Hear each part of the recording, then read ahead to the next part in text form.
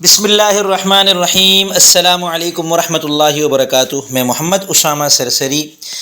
اس سبق میں ہم مضاعف کے قواعد کو سمجھیں گے۔ مضاعف کیا ہے اور اس کے کتنے قواعد ہیں، یہ پورا تفصیل کے ساتھ انشاءاللہ اس سبق میں ہم سمجھیں گے۔ دیکھیں، ہفت اقسام ہم نے پڑھی: صحیح، محموز، مضاعف، مثال، اجوف، ناقص اور لفیف۔ تو اس میں سے ہم نے صحیح کو پڑھ لیا، محموز کو پڑھ لیا۔ اب مضاعف کی باری ہے۔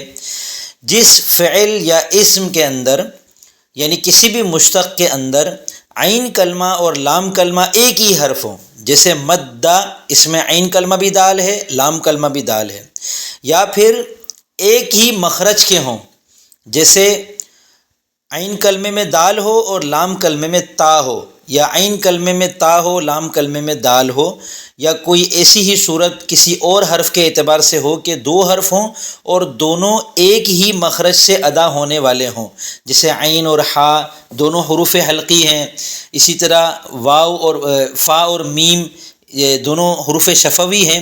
تو ایک ہی مخرج کے حروف ہوں یا ایک ہی حرف عین اور لام کلمے میں آ جائے تو اس کو مضاعف کہتے ہیں۔ مضاعف کے 5 قاعدے آپ کے سامنے اس ویڈیو میں رکھوں گا۔ ان 5 قواعد کو یاد کر لیں اور ان کی مثالوں کو سمجھ لیں تو مد یا مدو، بر یا برو، فر یا فرو سے بننے والے اور اس جیسے جتنے بھی ابواب، گردانے، صیغے ہیں وہ سب انشاءاللہ آپ کے حل ہو جائیں گے، اور ان میں جو قواعد جاری ہوئے ہیں ان کا اجرا کرنا، ان کی مشق کرنا اور قرآن کریم سے ان کو سمجھنا، قرآن کریم کے مضاعف پر مشتمل تمام الفاظ کو سمجھنا، ان کو حل کرنا آپ کے لیے آسان ہو جائے گا۔ قواعد کو بیان کرنے سے پہلے خلاصہ سمجھ لیں کہ جب عین کلمہ اور لام کلمہ ایک ہی حرف ہیں یا ایک ہی مخرج کے 2 حرف ہیں تو پہلی صورت تو یہ ہے کہ ان میں سے پہلا ساکن ہوگا، دوسرا متحرک ہوگا۔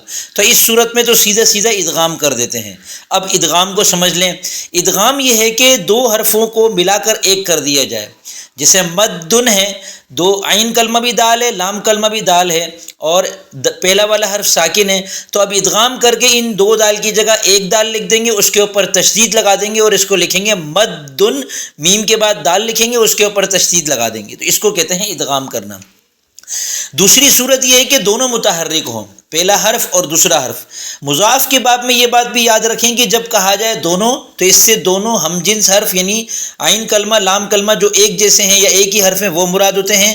اسی طرح جب کہا جاتا ہے پہلا حرف تو انہی دونوں میں سے پہلا مراد ہوتا ہے، جب مضاعف کے قواعد میں کہا جاتا ہے دوسرا حرف تو انہی دونوں میں سے دوسرا حرف مراد ہوتا ہے۔ تو اب پہلی صورت تو یہ ہے کہ دونوں میں سے پہلا ساکن ہو تو اس کو دوسرے میں ادغام کر دیں گے۔ دوسری صورت یہ ہے کہ دونوں متحرک ہیں تو اب ان سے بھی پہلے والے حرف کو دیکھیں گے، اگر وہ بھی متحرک ہے تو پہلے کو ساکن کر کے دوسرے میں ادغام کر دیں گے، جیسے مددہ، دونوں دال متحرک ہیں اور اس سے پہلے والا میم بھی متحرک ہے، لہذا پہلے دال کو ساکن کر کے دوسرے میں ادغام کر کے اس کو مدہ کہیں گے۔ تیسری صورت یہ ہے کہ یہ جو دونوں حرف ایک جیسے ہیں ان سے پہلے والا ساکن ہو۔ اب اس کی 2 صورتیں ہیں، یا تو وہ مدہ ہوگا یا غیر مدہ ہوگا۔ اگر مدہ ہے تو اس کا قاعدہ الگ ہے اور غیر مدہ ہے تو اس کا قاعدہ الگ ہے، ٹھیک ہے؟ یہ خلاصہ ذہن نشین کر لیں۔ اب ان 5 قاعدوں کو ایک ایک کر کے دیکھیں۔ قاعدہ نمبر 1، اگر کسی کلمے میں ایک جیسے 2 حروف ایک ساتھ ہوں اور پہلا ساکن ہو تو پہلے حرف کو دوسرے حرف میں ادغام کر دیتے ہیں، جیسے مدن سے مدن، عبد تم سے عبد تم، اذهب بنا سے اذهب بنا، اور عصو وکانو سے عصو وکانو۔ اب یہ لکھنے میں ایک جیسے ہیں لیکن ان میں تشدید آ گئی ہے، تو یہ مثالوں سے واضح ہو گیا کہ جو 2 حرف ایک جیسے ہیں، خواہ وہ ایک کلمے میں ہوں خواہ الگ الگ کلمے میں ہوں۔ ایک بات اور یاد رکھیں کہ ہر قاعدے کی کچھ استثنائی صورتیں بھی ہیں، تو اس کو ہم شرائط کے ذریعے سے بیان کرتے ہیں۔ پہلا قاعدہ جو ہے، اس قاعدے کی شرط یہ ہے کہ پہلا ساکن مدہ نہ ہو، لہذا فی یومن میں یہ والا قاعدہ نہیں چلے گا، ادغام نہیں کریں گے، اس کو فی یومن نہیں کہیں گے، اسے فی یومن ہی کہیں گے ادغام کے بغیر۔ اب مدہ کس کو کہتے ہیں یہ سمجھ لیں۔ مدہ سے مراد یا تو الف ہے، الف سے پہلے والے حرف میں ہمیشہ زبر ہوتا ہے، یا پھر مدہ سے مراد واو ہے جس سے پہلے پیش ہو، اور یا پھر یا ہے جس سے پہلے زیر ہو، یعنی واو سے پہلے اگر پیش نہ ہو تو اس واو کو بھی ہم مدہ نہیں کہتے، اسی طرح یا سے پہلے اگر زیر نہ ہو تو اس یا کو بھی ہم مدہ نہیں کہتے۔ مدہ کو ہمیشہ ذہن میں رکھیں، آ او اور ای، با بو اور بی، ان میں جو الف اور واو اور یا استعمال ہو رہے ہیں اس حرف علت کو مدہ کہتے ہیں۔ قاعدہ نمبر 2، مدہ کا قاعدہ۔ پہلے قاعدے کا نام ہے مدن کا قاعدہ، دوسرے قاعدے کا نام ہے مدہ کا قاعدہ۔ اگر کسی کلمے میں ایک جیسے دو حروف ایک ساتھ ہوں اور دونوں متحرک ہوں اور پہلے کا ماقبل بھی متحرک ہو تو پہلے حرف کو ساکن کر کے دوسرے حرف میں ادغام کر دیتے ہیں، جیسے مدد سے مدہ۔ دونوں دال متحرک ہیں، ان سے پہلے میم بھی متحرک ہے، لہذا پہلے دال کو ساکن کر کے اس کو مد دا بنایا، پھر ادغام کر کے ایک دال کر دیا، مدہ بنا دیا۔ اس قاعدے کی شرط یہ ہے کہ وہ لفظ اس میں متحرک العین نہ ہو، اسم اور وہ بھی متحرک العین۔ اگر ایسی صورتحال کسی فعل کے بجائے کسی اسم کے اندر آ جائے اور وہ متحرک العین ہے تو وہاں یہ قاعدہ نہیں چلے گا، لہذا سبب ان کو سبن نہیں کہیں گے۔ سبن کا مطلب ہے گالی دینا، سبب ان کا مطلب ہے وجہ، تو سبب ان کو یہ والا قاعدہ جاری اس لیے نہیں کریں گے کیونکہ یہ اسم ہے اور متحرک العین ہے، لہذا اس قاعدے کی جو شرط تھی وہ نہیں پائی گئی، تو سبب ان کو سبن ہم نہیں کہیں گے۔ جو سبن گالی گلوچ کے معنی میں آتا ہے اس میں پہلی بات ساکن تھی، وہ تھا سب بن، تو پہلے قاعدے کے تحت اس کو سبن کیا گیا تھا۔ قاعدہ نمبر 3، یمدو کا قاعدہ۔ یہ بڑا دلچسپ قاعدہ ہے۔ اگر کسی کلمے میں دو ایک جیسے حروف ایک ساتھ ہوں اور دونوں متحرک ہوں اور پہلے کا ماقبل ساکن غیر مدہ ہو، پہلے کا ماقبل ساکن ہو لیکن مدہ نہ ہو، یعنی آ او ای والی صورت نہ ہو، بس وہ ساکن ہے اور حرف علت نہیں ہے۔ اگر حرف علت ہے تو وہ پھر مدہ نہیں ہے، تو اس صورت میں کیا کریں گے؟ اس صورت میں ہم پہلے حرف کی حرکت پچھلے حرف کو دے کر دوسرے حرف میں ادغام کر دیں گے، یعنی اس میں کام تھوڑا سا زیادہ کرنا پڑتا ہے۔ مثال سے سمجھیں، یم دودو کو ہم نے کر دیا یمدو۔ کیسے؟ یم دودو میں دونوں دال متحرک ہیں اور پہلے دال کا جو پہلا حرف میم وہ ساکن ہے اور مدہ نہیں ہے، لہذا اب ہم کیا کریں گے کہ پہلے دال کی حرکت کو ضائع نہیں کریں گے بلکہ پچھلے حرف کو میم کو دے دیں گے۔ یم دودو کا جو دال کا پیش ہے وہ میم کو دے دیا تو یہ بنا یمد دو، اب ادغام کر دیں گے یمدو ہو جائے گا۔ اس قاعدے کی شرط یہ کہ وہ کلمہ ملحق برباعی نہ ہو، لہذا جل بابا کو جلبہ نہیں کریں گے۔ قاعدہ نمبر 4، حاجہ کا قاعدہ۔ یہ بڑا اچھا قاعدہ ہے۔ اگر کسی کلمے میں ایک جیسے دو حروف ایک ساتھ ہوں اور دونوں متحرک ہوں اور پہلے کا ماقبل ساکن ہو اور مدہ ہو یا پھر یائے تصغیر ہو تو پہلے حرف کی حرکت گرا کر دوسرے حرف میں ادغام کر دیتے ہیں، جیسے حاجہ سے حاجہ اور یحاجج سے یحاجو، اور ممیدن جو کہ تصغیر ہے اس کو ممیدن کر دیتے ہیں۔ اس میں اور پچھلے قاعدے میں کیا فرق ہے کہ اس کی حرکت نقل کر کے ماقبل کو نہیں دیتے کیونکہ اس میں ماقبل مدہ ہے یا پھر یائے تصغیر ہے اور وہ حرکت کو قبول نہیں کرے گا۔ قاعدہ نمبر 5، لم یمد کا قاعدہ۔ یہ مضاعف کا سب سے بہترین سب سے دلچسپ قاعدہ ہے کہ اگر ادغام کرنے کے بعد کلمہ مجزوم ہو جائے، کلمے سے مراد میں جب بھی کلمہ کہتا ہوں تو اسم فعل مراد ہوتے ہیں، حرف بھی مراد ہوتا ہے، لیکن حرف کے اندر تو چونکہ یہ والے قاعدے جاری نہیں ہوتے، تو وہ کلمہ مجزوم ہو جائے اور جزم کی وجہ سے سکون جو آ رہا ہے وہ دوسرے حرف پر آ رہا ہے۔ دوسرے حرف سے کیا مراد ہے؟ میں نے آپ کو کہا تھا مضاف میں جب بھی پہلا حرف دوسرا حرف کہیں گے تو یہی والے دو حرف جو ایک جیسے ہوتے ہیں مراد ہوتے ہیں، تو ان میں سے دوسرے حرف کو جزم نے ساکن کر دیا، تو جب ایسی صورت ہو جائے تو اس صورت میں دوسرے حرف کو 4 طرح پڑھ سکتے ہیں۔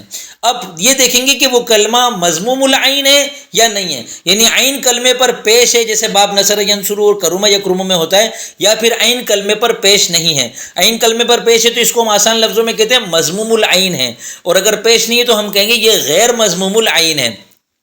تو اگر کلمہ مضموم العین ہے تو ہم ایسے لفظ کو 4 دفعہ پڑھیں گے۔ یمدو سے یمدو عین کلمہ مضموم ہے، اور جب اس پر ہم نے لم کو داخل کیا تو لم نے جزم دے کر دوسرے دال کو ساکن کر دیا۔ اب اس کو 4 طرح پڑھیں گے، لم یمدہ، لم یمدی، لم یمدو، لم یمدد۔ اور اگر کلمہ مضموم العین نہ ہو جیسے فر یفر سے لم یفر، تو اس کو 3 طرح پڑھیں گے، اس میں پیش نہیں پڑھیں گے، لم یفر، لم یفری، لم یفرر۔ اب یہ جو 4 طرح پڑھتے ہیں ان چاروں کی صرفیوں نے بڑی بہترین قسم کی دلیلیں بتائی ہیں۔ دیکھیں زیر کی دلیل کیا ہے؟ الساکن اذا حرک حرک بالکسر، کہ یاد رکھو علم الصرف کی روح سے عربی زبان میں جب بھی کسی کلمے کو ساکن کو حرکت دینے کی ضرورت پیش آتی ہے تو زیر کی حرکت دی جاتی ہے۔ آپ مثال دیکھیں، فتحت کا مطلب ہے اس عورت نے کھولا۔ اگر اس عورت نے دروازہ کھولا تو ہم کہیں گے فتحت البابا۔ اب البابا کا جو الف ہے یہ درمیان میں گر جاتا ہے، تو اب یہاں ضرورت پڑ گئی کہ فتحت کی جو تا ہے جو کہ ساکن ہے اس کو حرکت دی جائے، تو اب ہم کہیں گے فتحت البابا۔ دیکھیں زیر کی حرکت دی گئی۔ تو الساکن اذا حرک بالکسر کے قاعدے کے تحت ہم نے لم یمدی کر دیا، یعنی لم داخل ہونے کی وجہ سے یمدد جو تھا اس میں یمدہ جو تھا، یمدہ پہلا دال پہلے ہی ساکن تھا، دوسرے دال کو لم نے ساکن کر دیا، اب دونوں دال ساکن ہو گئے، ضرورت پڑ گئی ہے کہ دوسرے دال کو حرکت دی جائے، تو ہم نے اس کو الساکن اذا حرک بالکسر کے تحت زیر دے کر لم یمدی کر دیا۔ اب دوسری چیز، لم یمدہ کیوں کیا؟ تو زبر کی دلیل ہے الفتحۃ اخف الحرکات، کہ بھائی ایک قاعدہ اور بھی یہاں پایا جاتا ہے کہ زبر جو ہے وہ تمام حرکات میں سب سے آسان ہے، لہذا ہم اس کو لم یمدہ بھی پڑھ سکتے ہیں۔ اچھا بھائی، تو آپ نے اس کو لم یمدو کیوں پڑھا؟ پیش تو نہ آسان ہے، نہ حرکت دینے کی جب ضرورت پیش آتی ہے تو پیش دیا جاتا ہے، پھر پیش کیوں پڑھا؟ تو پیش کی دلیل یہ ہے کہ یہاں پر دیکھیں پڑوسیوں کا خیال رکھنا بڑا ضروری ہوتا ہے۔ یمدو میں میم پر پیش ہے جو کہ دال کا پڑوسی ہے، اب جب دال کو حرکت دینے کی ضرورت پیش آئی، دال مشدد دال کو، تو ہم نے اس کے پڑوس کا لحاظ کرتے ہوئے اس کو پیش دے دیا اور ہم نے اس کو پڑھا یمدو۔ تو یہ دیکھیں آس پاس والوں کا خیال رکھنا کتنا ضروری ہے۔ چوتھی چیز، پھر آپ اس کو لم یمدد کیوں پڑھتے ہیں بغیر ادغام کے؟ تو اس کی دلیل یہ ہے کہ ہم جزم کو یمدو کے بجائے یمددو پر لاتے ہیں، یعنی کیونکہ اصل میں تو یمددو تھا، تعلیل ہو کر ہم نے یمدو کر دیا تھا، ہم ابھی تعلیل نہیں کرتے، ہم کہتے ہیں یہ اصل میں یمددو تھا، لم داخل ہوا، لم نے دوسرے دال کو ساکن کر دیا تو یہ بن گیا لم یمدد، لہذا ہم کو کسی حرکت کی ضرورت نہیں ہے۔ تو ان چاروں دلائل کی برابر قوت کے پیش نظر لم یمدہ، لم یمدی، لم یمدو، لم یمدد چاروں طرح پڑھ سکتے ہیں اس لفظ کو۔ آپ کو کہنا ہے اس نے نہیں کھینچا، تو آپ اس کو لم یمدہ بھی کہہ سکتے ہیں، لم یمدی بھی کہہ سکتے ہیں، لم یمدو بھی کہہ سکتے ہیں، لم یمدد بھی کہہ سکتے ہیں۔ مضاف کا باب ختم ہوا۔ آخر میں آپ کو ایک دلچسپ بات بتانے لگا ہوں کہ مضاف جو ہے باب نصر ینصر سے آتا ہے، ضرب یضرب سے آتا ہے اور سمع یسمع سے آتا ہے، فتح یفتح، کرم یکرم اور حسب یحسب سے نہیں آتا۔ اب آپ کہیں گے 3 باب سے آتا ہے، 3 باب سے نہیں آتا، اس کو یاد کیسے رکھیں؟ تو دیکھیں جن فتح یفتح میں ماضی اور مضارع دونوں پر زبر ہے عین کلمے پر، اور کرما یکرم میں ماضی مضارع دونوں میں عین کلمے پر پیش ہے، اور حسیبہ یحسب دونوں میں ماضی مضارع کے عین کلمے کے نیچے زیر ہے، یعنی جب ماضی اور مضارع کے عین کلمے کی حرکت ایک جیسی ہوگی وہاں مضاعف نہیں آئے گا۔ مضاعف کے ابواب صرف نصر ینصر سے آتے ہیں، ضرب یضرب سے آتے ہیں اور سمع یسمع سے آتے ہیں۔